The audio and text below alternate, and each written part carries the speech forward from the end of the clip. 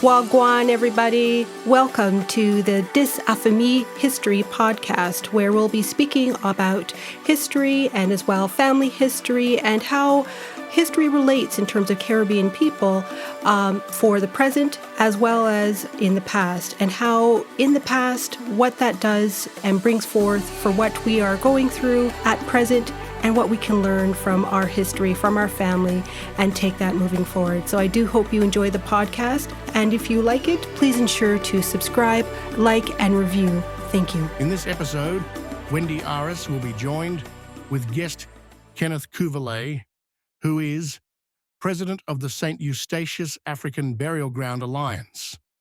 The project originates in the archaeological excavations of 69 of the ancestors from the Golden Rock Plantation, who were dug up from their graves without consent of the community.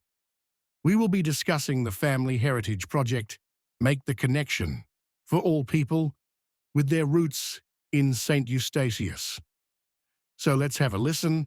So I just wanted to thank you today, Kenneth Cuvalay, for coming on to the podcast, Dis Affamie History, and to speak about the Family Heritage Project, Make the Connection. So before we start, can I just have you just do a brief introduction of yourself? Well, I'm Kenneth Cuvalay. I was born in St. Eustatius. I have two kids, a son and a daughter. Let me think, two grandchildren. You can't keep up nowadays, so you have to think. Two grandchildren, and my mother was born in St. Kitts, neighboring island of St. Eustatius. And my father was born on St. Eustatius, which means he was born with Dutch nationality, and that of my mother, British nationality. We were a family of 13 children, extremely living in poverty. And my mother died at a very young age because of heart condition and diabetes, things like that. My father had British education, although he was born on the island of St. Eustatius. I really started working at a very young age. I think it was age of 8 I was when I went out to the neighboring island of St. Martin with the consent of my parents to work as a kid and help. I don't think my situation is unique in relation to African communities around the world.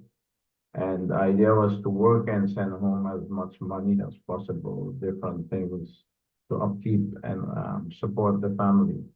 So in that regard, I went to school at a much later age in my life. I think I started my schooling at the age of 22, if not even later, where I went and I did everything when it comes to elementary school, primary school, and then went on to then I went back to the island and realized I didn't have a profession. And then I went back on to Europe, and it's like that I ended up, writing the different various hospitals in the country, and I was accepted in one in the nearby city where I am living now, which is called Tilburg. And there's where my medical career really started. I started out as a general nurse practitioner and then went on to study and specialize myself in psychiatrical disorder and also correlated psychiatrical disorder based on addiction. And but prior to that, I did one and everything. I worked in the construction sector. I worked in the hotel and restaurant business. I did everything which you could have found to actually help support your family and going forward. But main view of me at that time with everything and seeing around me, especially in Amsterdam, so much of our younger brothers and sisters are addicted on heroin and all forms of drugs, and being in the drug sector, being in the prostitution sector, I used to work as a bouncer by a few of the famous midnight movies areas. And what really struck me is that I really had to go and educate myself, and because I didn't have any schooling at that point in time. So I remember I could have sit home being on government allowance, but I was not allowed to go and study. So at a point in time, I went to the head office and I said to these officials, you can stop the allowance, whatever you want, but I'm going to school and I'm in my second year doing my middle class education. And if you want to stop my allowance, go ahead, but I'm going to school. So I did my middle class education, which was 4 years in 3 years' time. And based on that euphoria, I went back to the island. You made it, and then, like I said earlier, realized you didn't have a profession, and that's where I returned back to Europe and actually started out as such. And from then on, I was really energized and driven. I remember when I asked um, the historian teacher at the school, why am I not hearing anything about African history? He said to me, it's not part of our prescriptive form of education. So, but if you want to know more about your African history, there's a world of institutes and libraries out there, you name it. You can go out and find out for yourself. I could have taken that as an insult, but then I said, oh, okay, I'll just go and do my own research. And from there on, I was doing my own research in relation to African history and our ancestors. And up until today, that's still the case. And there's where all of this brought me. So one of my messages too, and I'm not judging anybody, particularly social, economical situation. I know there's a lot of our people in our community who are there sitting down and have this mindset, I cannot help myself, and I'm saying, like my mother always said, where's a will, there's a way. And I always remember that, and that is a strength of itself. So that keeps me going. And I have this ideology is that one of my ancestors' mission, which I've been given along with that of the Creator, is to bring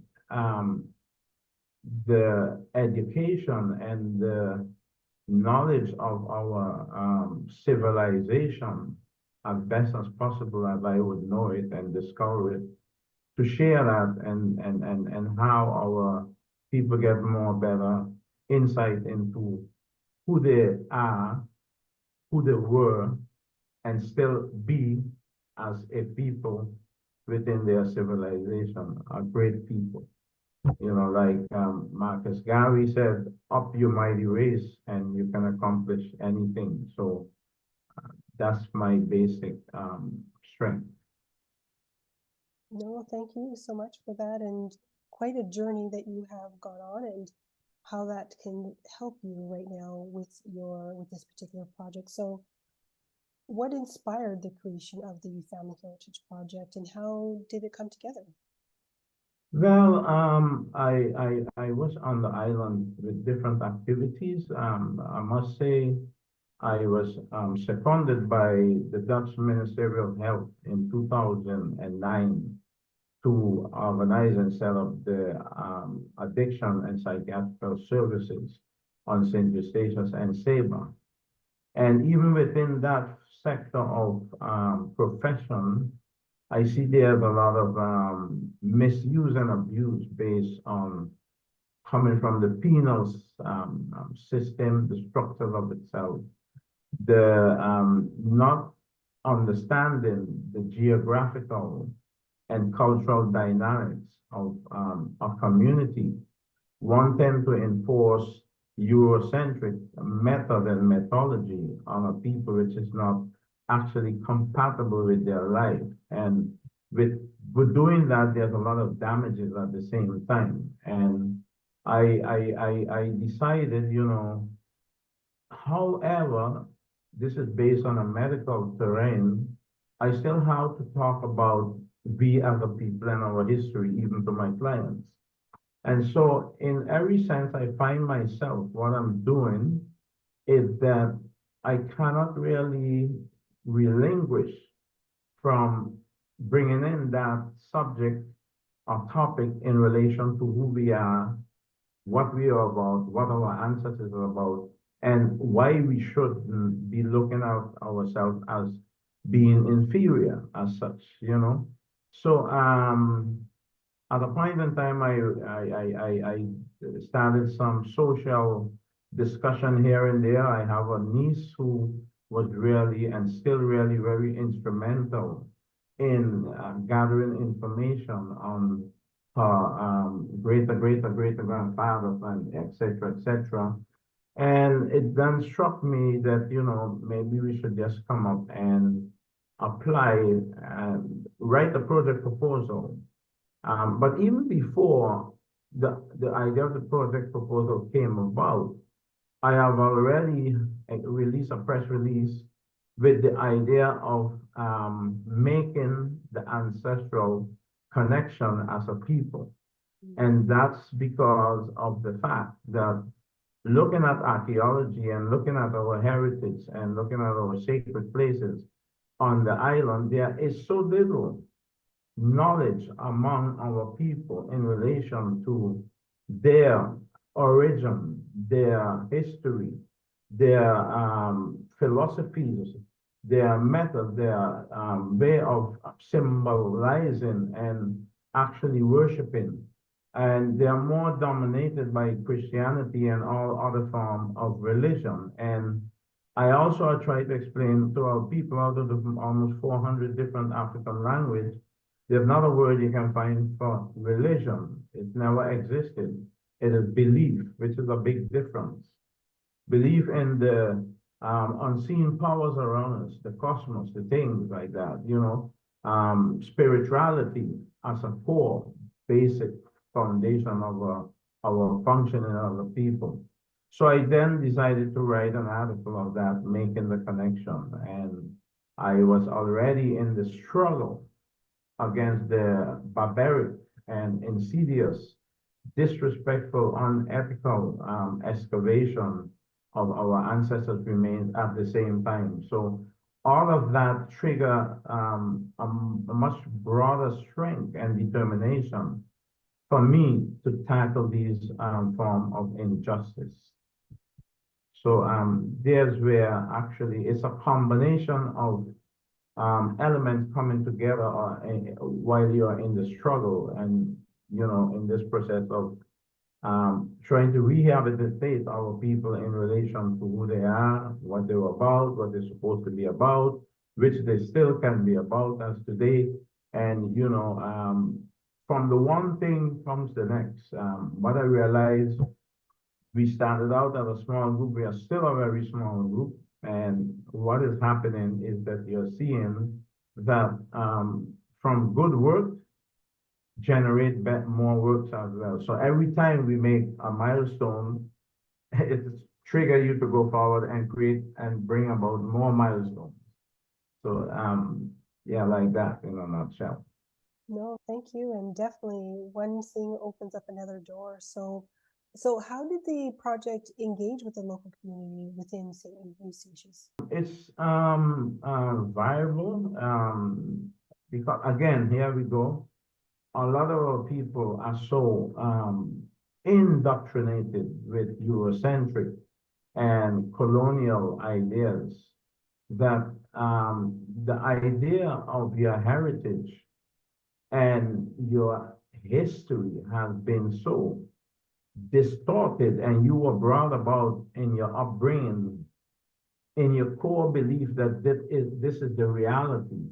And on a small island like St. Eustatius, where a lot of most people, at least when I was growing up, were not exposed to the outer world, but more dominated by the Christian belief, the Methodist belief, you name it. The Catholic Church, for instance, is instrumental on the island, the Seventh-day Adventist Church, etc. I think the Seventh-day Adventist community is one of the biggest on the island when it comes to the community.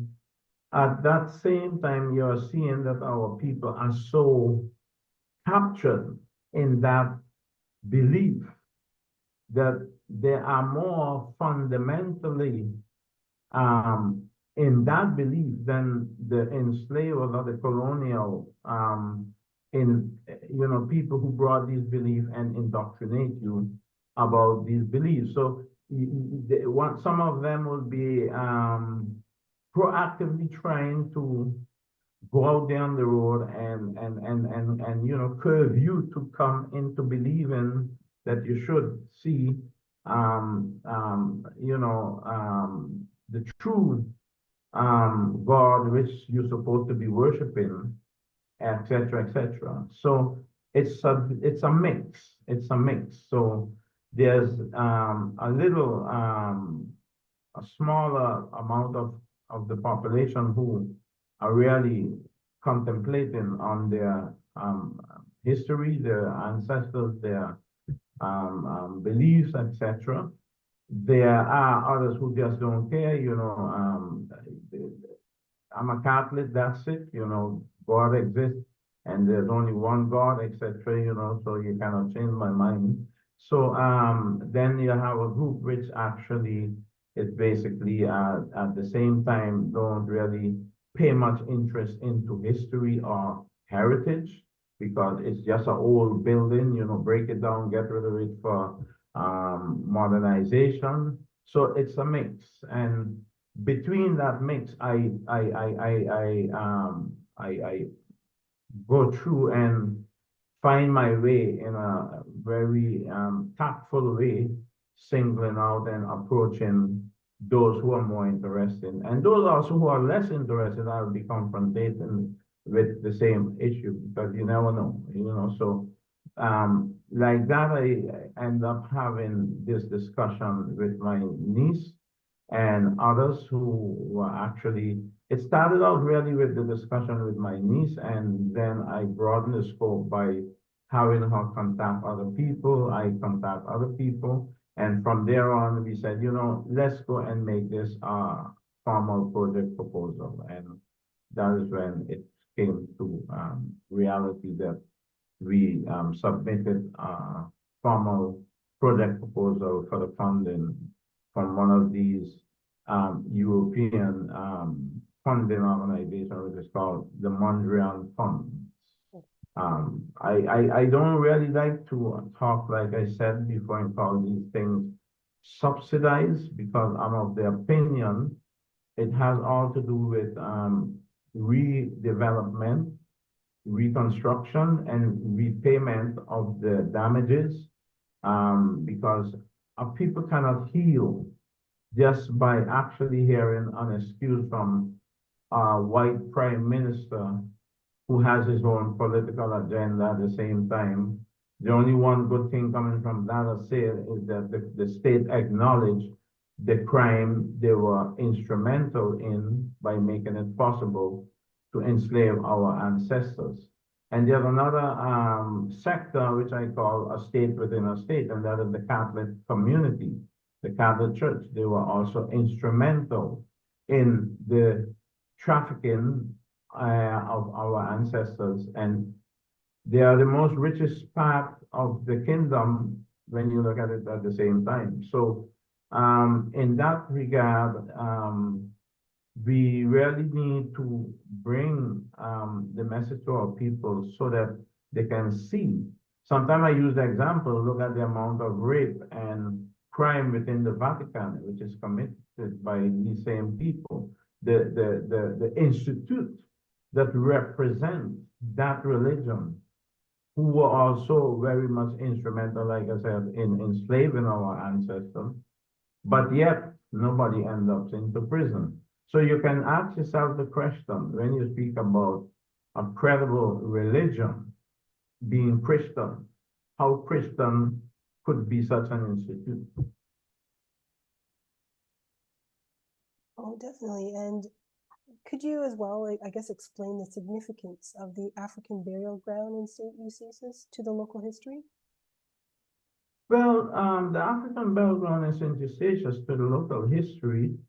Look, what a lot of people does not realize, I think it is Dr. Professor Kimani Nohuchi who said, "Ancestors, give me your hand. It is I who come into being through you." A lot of people in our African community does not really realize when you speak about the African burial ground, it's more than the African burial ground. It's about our ancestors who came with their knowledge, who came with their philosophies, who came by force with their traditions.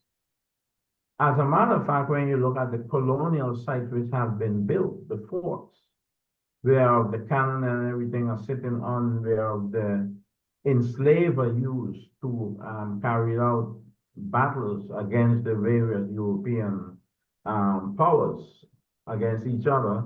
Those forts were not built by the Europeans. They didn't have the knowledge. It is our ancestors who built those forts. So even the colonial structures are there today. They have a relationship with the knowledge and the the know-how in architecture in so many ways, and skills, carpentry, and you name it. There's that relationship between those colonial sites and our ancestors. And so as we come into being through you, whether or not you realize it, whether it is in performance, art, cooking, dance, whatever, that spiritual, inspirational heritage of you being African, coming through your ancestors, the burial ground as such where our ancestors were as enslaved people, the spirit of them at the same time on these plantations, the correlation of all of that is an atmosphere which dominates on the island in a spiritual way, in an atmospheric way, and even to you and me today who are dwelling on that island, but maybe most of the time are not even conscious of the fact that we are still connected to these people. Because to who else we could be connected to? Yes, exactly. Who else? Who else can we be connected to? And, you know, with the project, how does it approach the restoring of family connections, particularly for the descendants of enslaved people? Well, those who are basically, I will tell you something. Last night, after 3 a.m., one of the candidates worked so hard to meet the final deadline last night by sending in his story. And we are speaking about a project we started in March with all of the, the inconsistencies where people had to do their work, this is a person who is a member of the Island Council on the island, so he represents the voice of the people at the same time. So he's all over the place, busy with so many different things. And yet, and at times I had to recall and say, brother, could you please get your story in because we are heading to the deadline. So at the same time, in leading and being a leader, having to lead a process, you have to continue be following up on people, especially in our Caribbean cultural way. Listen, you have this to do, you're late, So that was a lot of work, a lot of back and forth, going, and eventually, like I said, after 3 a.m. this morning, I received his story, and I then said, could you send me a picture of yourself at the same time so I can send it on last night? So I think the brother who is doing the Bros Institute, the first European academic institute, which is formed by Marvin Hoxton in the Netherlands from an academic level, educating in African, European education. This is the first institution. This is from an academical level, is history. So with him, in combination with him, Marvin, we are doing this project. So I think it was 3:45, then going in AM hours, I sent them on this information. I said, Marvin, make sure you get this into the whole magazine, which I think we are almost over 60 pages with right now. So it's gonna, yeah. So, that's to answer your question, how it related to the people. It related to those who are really dedicated into it and stick into it, but yet you had to be keeping the pressure out. Let me put it that way.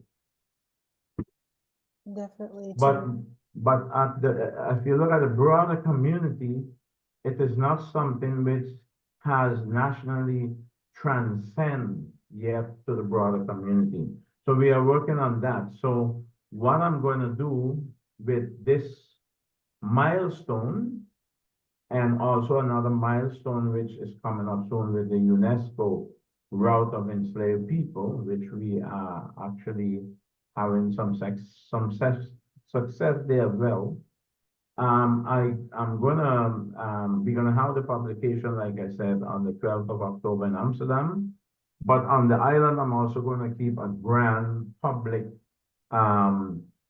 say, milestone gathering, proactive, presenting the publication of this project, making the connection, rather Stacia, remember Stacia tracing our origin. That's the original title of it. And also introducing our new project at the same time, which is from the Follo call, which is entitled the Preservation of Endangered and Marginalized African Heritage on the island, and screening at the same time the story of Bones, which is related to St. Helena, and making the correlation and explaining the community, the parallels there, that they are not actually really unique, they are the same. So I'm going to make that a sort of a festivity. And then we have what you would call a proactive discussion with the public who will be present. And then after, it's food and drinks, and how people like to have food and drinks, and so you can fully eat as much as you want, but after the proactive discussion. So in that, the aim of this here is to draw further attention to the history of our ancestors and our history as being within African community, and hoping that from galvanizing these moments that our people can carry on and take this further, because community engagement is so important in this case. No, definitely. And I will definitely put links in the show notes for the items that you just mentioned as well. And, going on to the archival research, how does that play in reclaiming the ancestral narratives in this project? Complicated, high expectations, which you have to manage and play down. But one thing I must say, the enthusiasm and the interest was very high. So I had employed two trainers from the Institute of Family History in the Netherlands, and have them come to the island of St. Eustatius, where we did the training, actually high Hebron, you call it, I think, online and physically. They actually train and steer our candidates into the technical path of searching the archives and how you go about searching the archives, what you need to know about searching the archive, how do you search the archive, when you reach to a point and you cannot go any further, what should you be looking at, things like that, you know. How do you put up and stumble on a name and try to see if that name correlates with another name or your name, you know. So all of these form of different technical steps while you go through the archive. That is what our trainers did, and actually using some of their institutional structures to show them how to go through there and that they could enter those structures and search for themselves at the same time. So that took place, but during the search, what you encounter is a lot of, like I said, the enthusiasm. Names are coming up. Unexpectedly, you're stumbling on something which could be related to you, and all of a sudden there's a gap. For instance, how I cannot go any further. So how do I continue here? You know, so I have to really do a bit of a management expectational control at times to explain seeing the enslaved and the trade which they constitute. It could be so, and it is not only could be, it's very much going to be the case that you're going to stumble and reach to a point at a point in time where you can see, oh, okay, these are my ancestors. These people are related to me, but then you need to go further, a next step, and all of a sudden you cannot go that next step because why? For some reason, your ancestors who were there to that point where you reach probably had been sold again to a new another enslaver, and all of a sudden the name will change, and so that makes it very difficult. And but most people came a long way and actually end up writing the story. I remember a nephew of mine who also wrote a story. His story is very extraordinary. Most of the candidates were focusing on the connection to their direct family, a member, and this nephew of mine, he looked at our ancestral tradition of agriculture, for instance, producing food, and he went down in that as his story, talking to the elderly on the island. How did you produce food?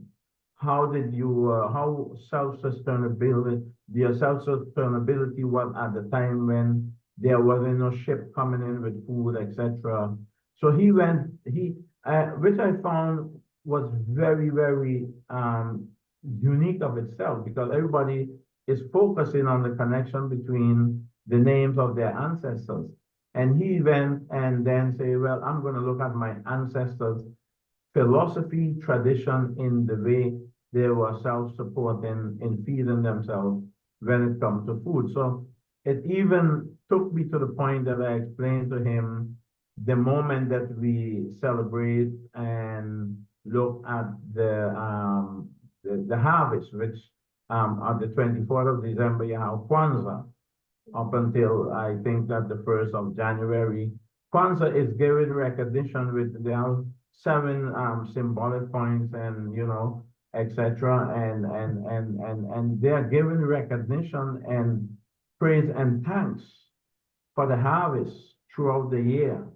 And it was very extra ordinary that I end up seeing him take this to a whole different level, but yet still is related to the ancestors.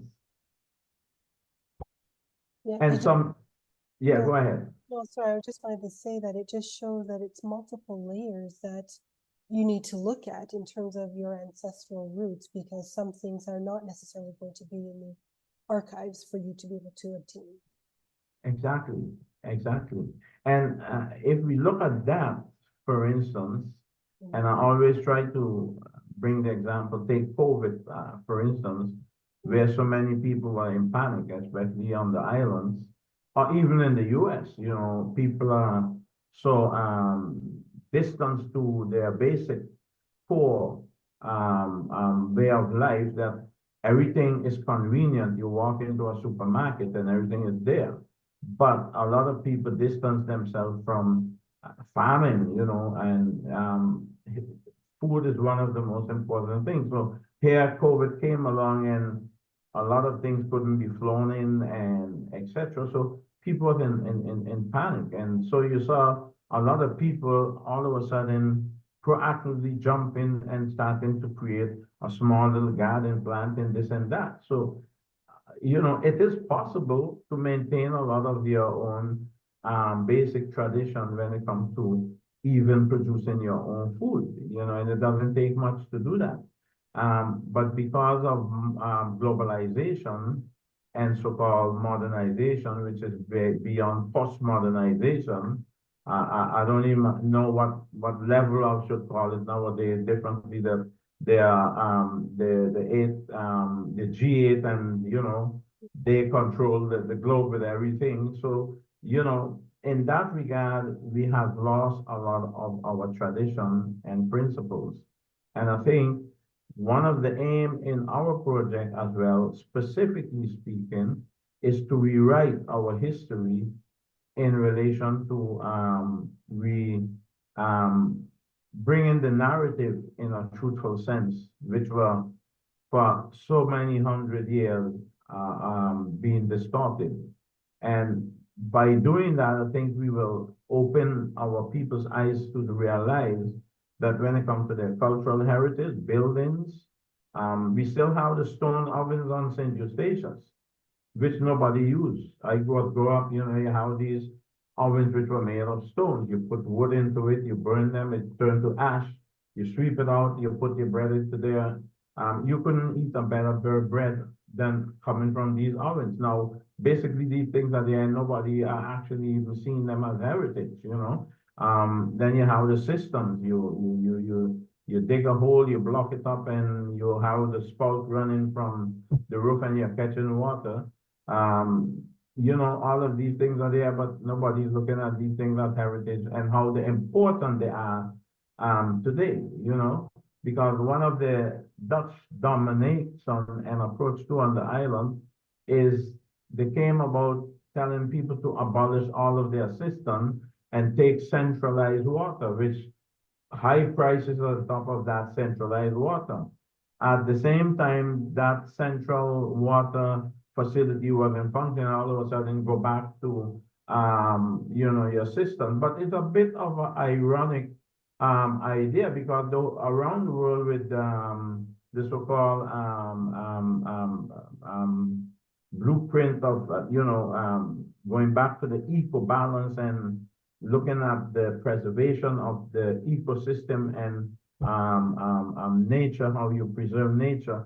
One of the things is stimulating you catching water and purifying the water instead of having to have water from these big companies. So it is quite ironic to see that a Dutch central dominating colonial power will come and say, abolish all of your natural resources when it comes to water and rely on a centralized producing water facility, whereof it was not even having the capacity and to produce water to the people, the population of the island.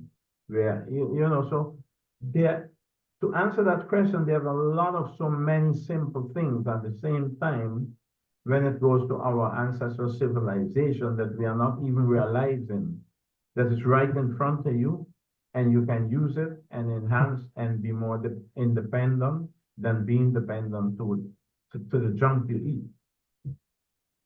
Certainly. And Would you say that, so what has been, I guess, the most significant discovery through this project? Would it be one of what you just mentioned about, or is there anything else? The most significant part of this project, I must say, is the enthusiasm of the longing, the craving. And I don't mean craving in a negative sense here, because when you talk about addiction, there's a craving to drugs, substance. The craving by realizing, and I think it goes so deep that once you discover within that search, what you are discovering is actually intrinsically embodied into you and is coming alive while you are doing that search. It strengthens and motivates you. And that is what I've been seeing among the candidates. They were struck with motivation of, wow, look at this. Look at this name, look at this person. I remember I was speaking to a lady, and her great-grandfather is Edward Wilmot Blyden, who been through the U.S. Virgin Islands, Santo Domingo, but he originally came from St. Eustatius. One of the famous Mr. Edward Timber was the coffin maker. I'm going to send you those information so you can see these people.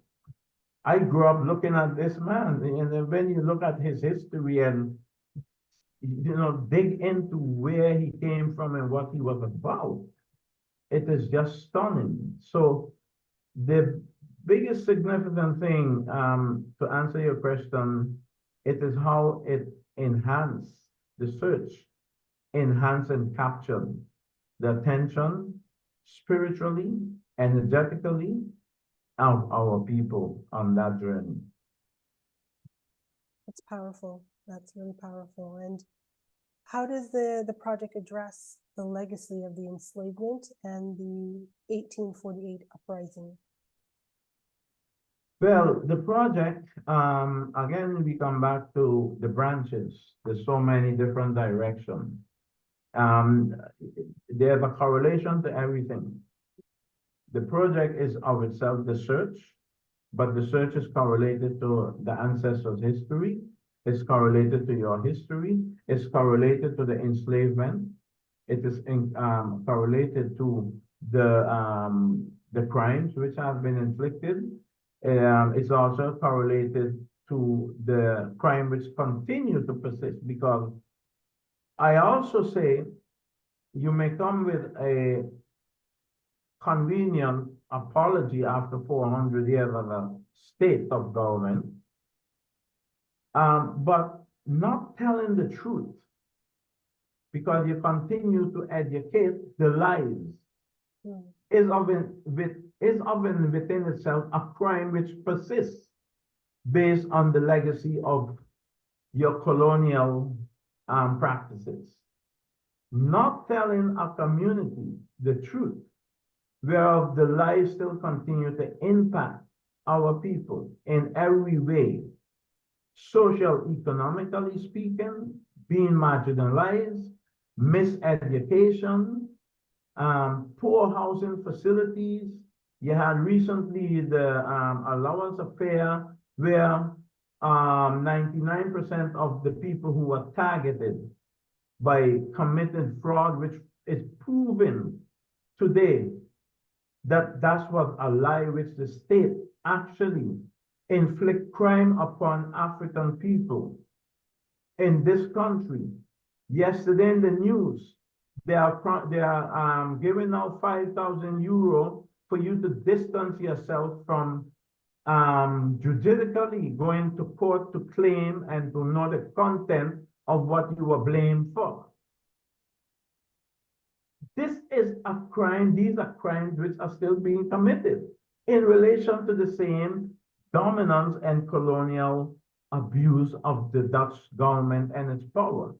So when it comes to the legacy of colonialism and that was related to the enslavement of our people, there is no slavery past when you look at the practices.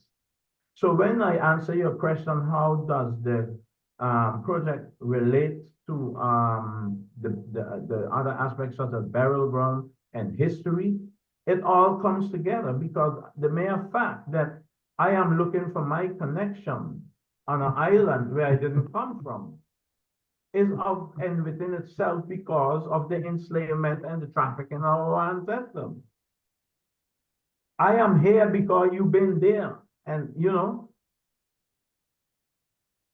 so you cannot separate that searching and making the connection from what has happened, what is still happening, and the state of undignified being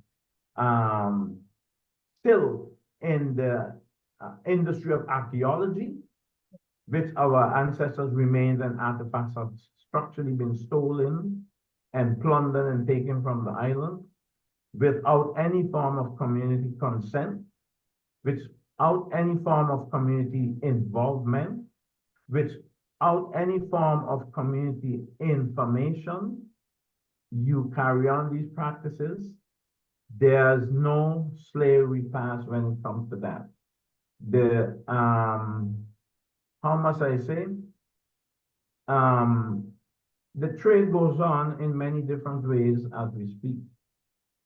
And the abuse and the disrespect and lacking of ethics towards the African community and that of our ancestors in their resting places continue to persist. So from a social, cultural, and geographical point of view, in the practical sense of reality today as you live, it's all interrelated. Definitely. And I guess my next question just goes to, I guess, kind of furthering this interconnectedness, because the project, how does it contribute to the African descendants understanding their history and identity? And I think you mentioned this in terms of how it became significant as to what you've seen in terms of people being kind of empowered and enlightened by what they were discovering through their research.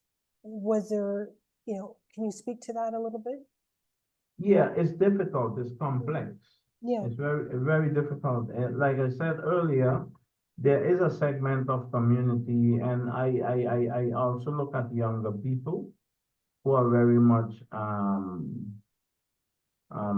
fragmented and having lost a sense of direction, doesn't have a sense of direction because, again, lacking education to that degree in about themselves, where they originated from, where their history originated from, what their history is about, what their ancestral civilization was about.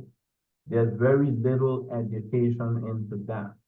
And based on that, as a community, broad based community, there is very little outside the alliance and what we call the implementation commission, and a handful of people who gather around us as we develop this ongoing process. The larger part of community, this is not really a ongoing structural topic. And so it makes it difficult. What you will see now with the 16th of November coming up is a colonial day. They call it Statia Day, but at the same time with the bicentennial at the time, which the US and the Dutch came together and celebrate the big coming together of 1776. We kind of had a lot of discussion and exposure that we are going to be protesting this big festivity which they are planning for 2026 in name of the first salute. One of one of the biggest enslavers on the island, where one of the school is named by his name, is Governor de Graaf School. These are the symbols of these people still on the island. He so-called saluted the American flag in 1776.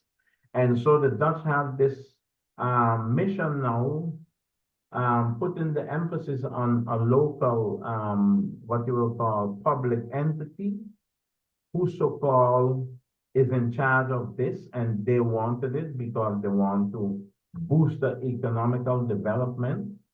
Again, this is a question you can ask. There were no discussion with the broader community how to shape and define economical development. It is the Dutch dominant colonial powers behind the scene using a public entity which has no jurisdiction in the legislation structure of the Dutch legislation, because a public entity does not control Justice Department, does not control Education Department, does not control finance and economical ministries, does not represent or control the Ministry of Health, etc. And so all of these ministries lie in The Hague.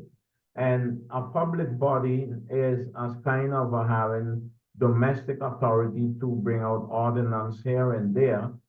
But yet the proposal, which was a resolution which was brought in the second chamber to have this big grand festivity, a motion rather, it is what was brought out. You call it in Dutch a motie, a motion. It was done by two white second chamber members. They brought it in the second chamber to have this big grand festivity, recognition to themselves and to the Americans in relation to 1776. And yet you have a poor, weak public entity, local government is saying it is their initiative, which is a lie within itself, because the motion was not submitted by the so-called public entity. As a matter of fact, the public entity is just recently functioning again, because on the 18th of February 2018, the Dutch came in and overthrew. They committed basically a coup d'etat by overthrowing the legal elected democratical government of the island and installing their own appointees. And just it takes more than 4 years for them to so-called restore democracy. And so I'm saying again, if you can walk into a country, overthrow a people's democratical elected government, and then install it gradually back based on your terms, how does that comprehend and have anything to do with democracy? So what I'm saying here is that to answer your question is to show you, and I don't want to go down in this case into the political direction because it's more politics then, but it's showing you the gravity of colonialism and control still, because the public entity does not have actually any credible say and making decision. The Dutch central government used the public entity as a window dressing to say, oh, no, it isn't we, it is your government saying that. But at the same time, the motion which was cast in the second chamber to have this disrespectful, undignified grand festivity in relation to the first salute of the American flag in 1776, where the Dutch and the Americans came together to gain and have more monopoly in the slave trade at the time against the British, had nothing to do with our ancestors in general. Our ancestors were instrumentally more than ever being enslaved at that point in time. So to come into an African predominant community and organize this and call it a festivity together with the connection of New Amsterdam in New York is a total disregard of that community, undignified, at the same time disrespectable. And so because of our protests now, they are calling it Station Day leading up to 2026. But that's a euphemism for the same thing. Well, it just, as you said, it just still continues the power and the control of how they want to dominate. Right. So now how, with this project, how do you envision it for the future moving forward? I envision the future somewhat pessimistic and at times, and I'll tell you why. Because, and this is not only pertaining to St. Eustatius, when me and you look around and we take good consideration as to how we as African people are fragmented, disconnected in so many ways. More internal friction about who should be true African or not. There's this discussion going on in the US, people coming from the Caribbean, did they contribute and are they genuinely having any claim to the successes in the US? Well, let me put it this way. Carmel Stoughton, Marcus Garvey, even the parents of Colin Powell, who recently passed, who was in the conservative government of the US. Even his parents came from the Caribbean. Malcolm X's parents came from the Caribbean.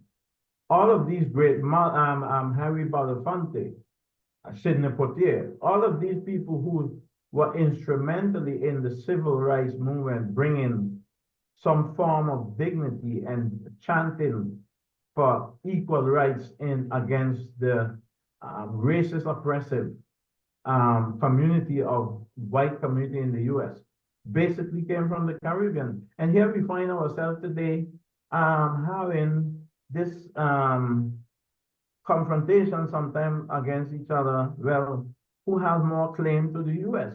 For hell, how did any of us get into the US or any part of the Americas in the first place? We didn't ask to be here. So this discussion shouldn't even be taking place. So why I said pessimistic, I am saying the vulnerability of us among ourselves is a way for those colonial powers that be to exploit our vulnerability because we are disconnected. And I'm afraid if we don't come, and I'm not saying we have to agree with each other all the time and constantly, but we should have a long-term vision in a collective form as being African and how we go about, enhancing and strengthening collectively ourselves, whether we are in the so-called diaspora. And at many times we tend to forget the mother country, which we're supposed to be included. So we are so disconnected in so many ways. And if you look at what's going on with the Jews, wherever they are always connected. The Chinese, wherever they are always connected with their bigger interests. The Indians, wherever from India, wherever they are, what ethnical group they may be, we don't get them between them. They are always connected.